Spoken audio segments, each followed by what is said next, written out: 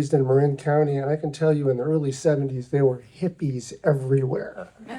And when we finally got priced out of Marin, we just realized that it was 40 years ago, on June 1st, 1985, when we moved out to Seaview Ranch and pitched a tent with our two little kids and started on our foundation. We'd found hippies again, and it was a great place to be. And back then, we didn't have phones everywhere yet. They were still burying the lines. So we had these weird CBs that Alan Krause, our fire chief at the time, had rigged up with these illegal shortwave crystals. So we could talk to each other through the canyons. And I was just listening. You could hear everybody calling each other. Everybody had a handle. And all of a sudden, I heard somebody get on there and say, "Dirt, dirt. Dirt, have you got a copy, Dirt?" I'm like, "Who's Dirt?" And then all of a sudden you hear this, "Hey, go bright." There was so if you go to the Go Bright channel, that means that he's accepting the call, and then you'd go to the Bright. So when you go Bright, then all of a sudden you could listen to the conversation if you wanted to, but you weren't really supposed to. But I thought, "Ooh, who's this guy?" So then I hear, "Hey man, it's Timothy, what's going on?" So I was like, wow, I'd like to meet this guy. So then we went to this volleyball game, and here's this cool guy. He was like, there's anyone who's a hippie, it's this guy. And it was really great having him on the ranch. One of the things that was amazing about him is he was so passionate about his fisheries restoration stuff. And he used to call me on the phone, and whenever he did, I'd think, I guess I'm on the phone for 20 minutes. Because he was very thorough, or maybe methodical is the term you should use. But he was really passionate about it. And he actually got us a $300,000 grant for the ranch to redo all of our culverts, reshape all of our roads so we could, and it was amazing. I mean, he was an incredible guy in that way. One thing that was really surprising was that when our elder girls went to Fort Ross School, all of a sudden he was the football coach. I'm like, wait a minute, this guy is a football coach?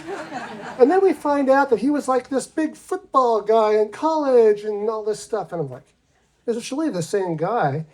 And he actually was coach of the week on, I think it was Channel 50, which was a TV station out of Santa Rosa. And somewhere I've still got in my archives a VHS tape with Coach of the Week, Timothy. And they went out there and did this little 3-minute piece on him and his. So that was really cool. And one more memory I have is, of course, we were all Grateful Dead heads, and so was he from the way back days. And we went to see a show in December 1986 at the Oakland Coliseum Arena, which is, of course, a big arena where the seats kind of gradually slope up. We were sitting in a little Cazadero section, and we had this friend from England named Simon who was visiting, and he's one of these kind of reserved English types, and he was with us. So at the end of the show, the concert's over, everybody's kind of sitting there dazed, the lights come up really bright, and we were about to get up, and it goes, "Oh my God, look, there's Timo." And we're like, we could see down on the floor everybody was leaving, and here's this guy. So we're like, "Timo, Timo," and he's like, so all of a sudden, okay, we were with John Sikora and Jesse Swayze and a couple of us. Okay, 1, 2, 3, Timo! 1, 2, 3. After doing that, and he's like, "Huh?" So he turns around, and we were like 20 rows up. So he comes running up to where we were. And our friend Simon was looking at him like, oh my God. He had his dreads tied up with a headband, and they were all kind of sweaty, and they were sticking up in all different directions. And he looked like he'd taken a quarter ounce of mushrooms or something.